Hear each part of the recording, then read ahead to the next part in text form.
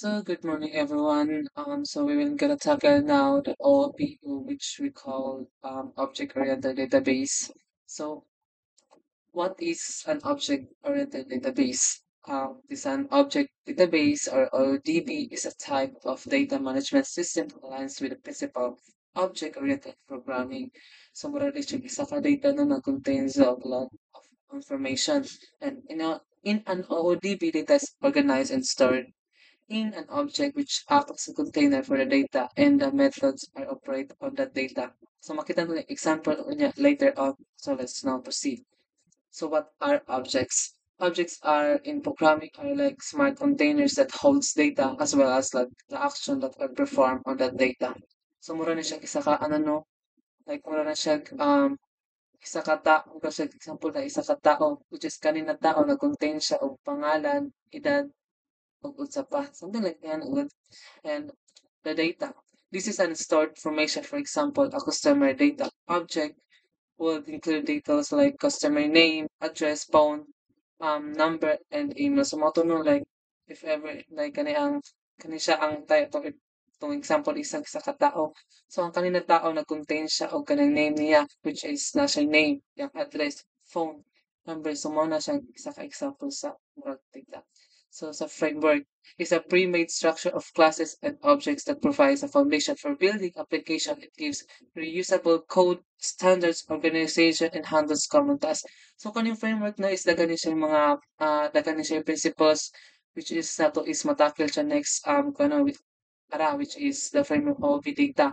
And OODB follows the principle of OOP. So kani siya ng mga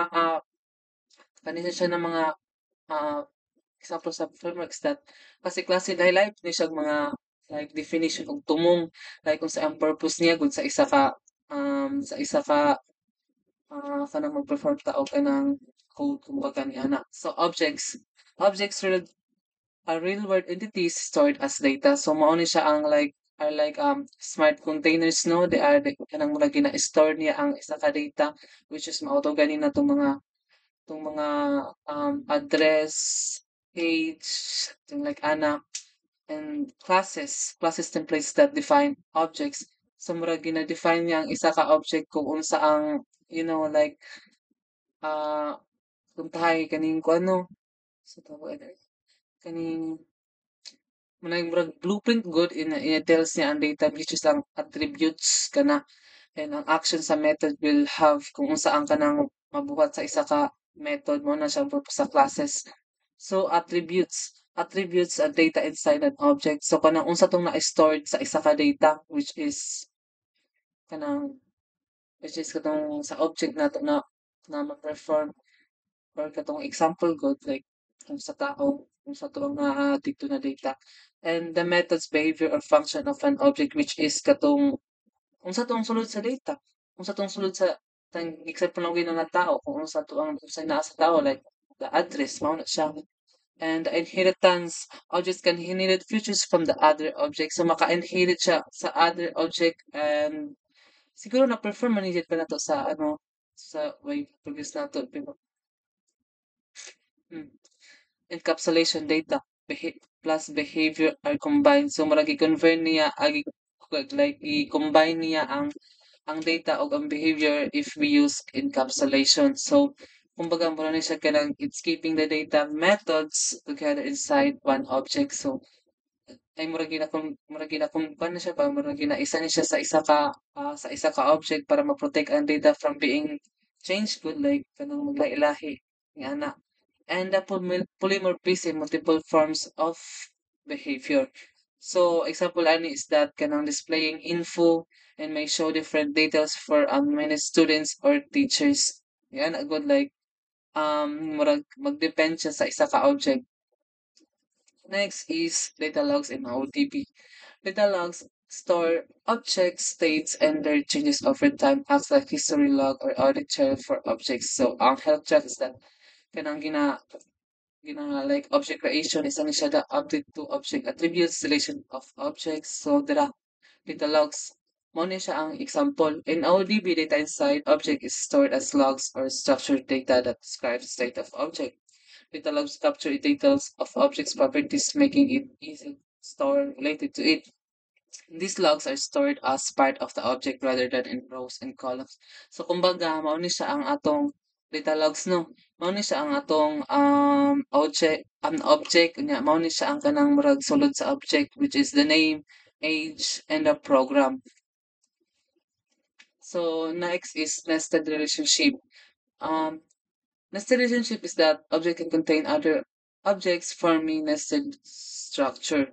A nested relationship happens when an object contains another object or multiple object as its properties.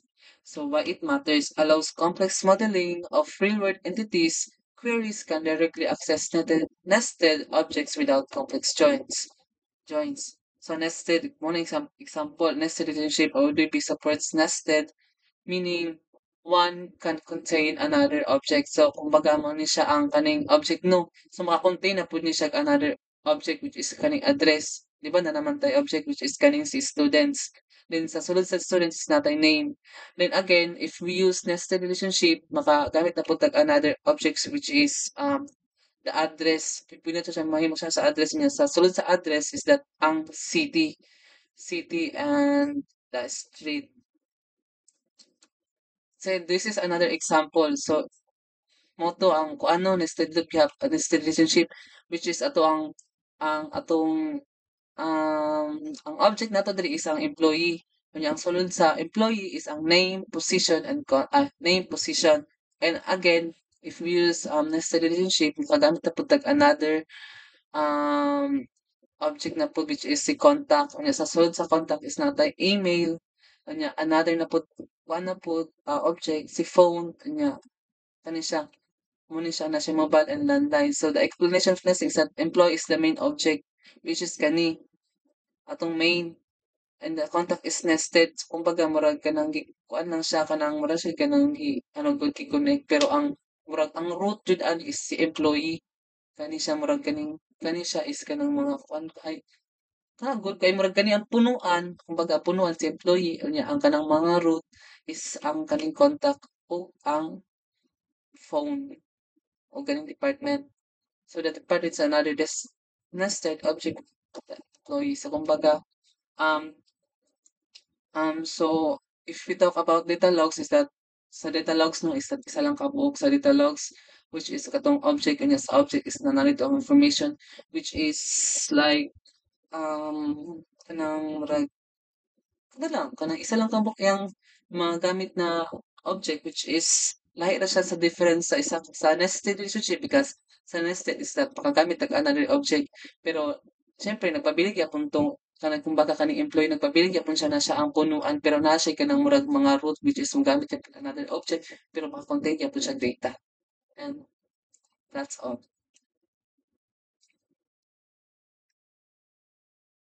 Now let's talk about difference between RDBMS and ODBMS. So database management system is important yun na siya more siya software nga naga-store or manage sa atong mga data. So dali kaning pwede ta maka-update diri, create, update or mag-retrieve sa mga data. So now ni siya ay two popular types which is ang relational database management system and object-oriented database system. So karon is mag-highlight ta about sa ilang mga characteristics or mga differences, mga advantages and disadvantages. So about sa now about sa ODBMS, usually naga-base na siya sa objects, naga-base na siya og mga like mga real world thing and usually ginagamit na siya as programming. So parehas familiar naman jud taning object oriented, no? So nagagamit gyapon na siya og mga principles gina-implement gyapon diri sa database management system which is ang kaning polymorphism, encapsulation, inheritance, mga classes of objects, mga object identity. So compared sa relational database, ang object-oriented is naga-store na siya og mga like mga bugat nga mga larger na data, mga complex data compared sa relational database. So, example niya is Versant, object database, objectivity, object store, and so on. So, about naman sa RDBMS or Relational Database Management System. So, naga-base ni siya about naga-base ni siya og table which is kanang na mga column and row. So, gina pag mag-store og data is naggamit ni siya og mga like for example ano yung SQL, may SQL mga modern database system, mga ani Microsoft SQL Server, Oracle, Microsoft Access, and etc. So let's move about ODB versus relational database. So uh, database. So like I said ganina is naga-represent si ang ODB is naga-represent siya objects while ang relational database is naga-represent siya tables. So ang about naman sa query language is about naman sa query language, ang ODBs naga-represent usually usually use object object query language, while ang relational database is naga is about uh, naga-use og SQL. So ang kaning query object query language is totally unlike sa SQL, naga-search na siya about sa objects sulod sa object-oriented database. And ang SQL is ano, used for relational about sa mga tables siya po mga like pares sa mga MySQL. So now let's talk about ODB versus relational database, no? So first, ODB is naga-base na siya about objects while ang RDB is naga-base na siya sa table. So just like what I say kanina is ang objects is more mga real world thing, like for example mga student object nga na sila mga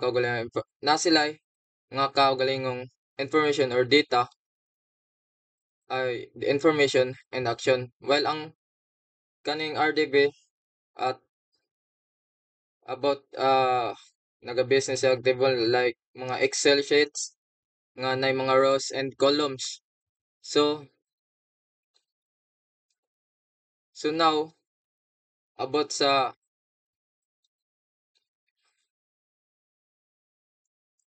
ilang query language. So for object oriented database, for naga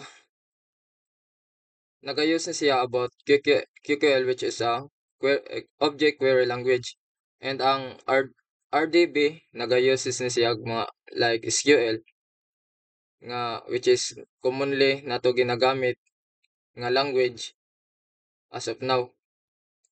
Then when we talk about base use for Adobe and RDB, so ang Adobe is base for mga apps like games, simulations, or applications, while ang RDB is for mga business applications like mga inventory system or even ginagamit siya sa mga bank, bank banking for flexibility. So mas flexible yung object-oriented database kay yeah naga-store siya og mga larger mga complex nga data while ang RDB naka-follows na siya og mga like more structure naka-follows na siya og strict table formats. In terms of performance, ang object-oriented database is mas dali ra siya for heavy application while ang relational database is nag-handle siya og mga ano lang dili siya kayo kanang dili kayo bugat na mga data. So for storing data, ODB nag-store siya with mga mga meaning and action while in action para ma-stored sila together. And ang relational database is naga-store lang siya og only data nga naga-separate i-separate niya into table. So now about sa ilang mga data complexity. So ang object-oriented database is nag-handle siya og mga larger nga mga data. Unlike sa relational database is nag-handle siya og mga simple data lang. For grouping, object-oriented database describes mga group of objects nga that have common relationship behaviors and also have similar properties. And ang relational database is for entity type nga like refers to the collection of entity that we share a common definition. For data handling, nag-store sila na ang object-oriented database system is stores data as well as methods to use it. While ang RDBMS is stores only data. Ang pinaka-main objective sa object-oriented database is about data encapsulation while RDB is for independence from application program. So usually ginagamit ang ODB nga for mga apps na pwede gamiton is like Versant, Objectivity database, while ang relational database is for like MySQL, Oracle, and SQL Server. So for usage sa duha no, so ang relational database management system is usually ginagamit for like sa social media application like store user profiles, posts, mga comments, and isa na ang chat applications nga gaman sila og mga chat stories, mga messages, or mga group conversations, and multimedia storage. So nag-store sila og mga data nga related sa mga image, mga captions, or mga voice files. So, isa pa is ang integration with SQL and Firebase. Nga ang user is naga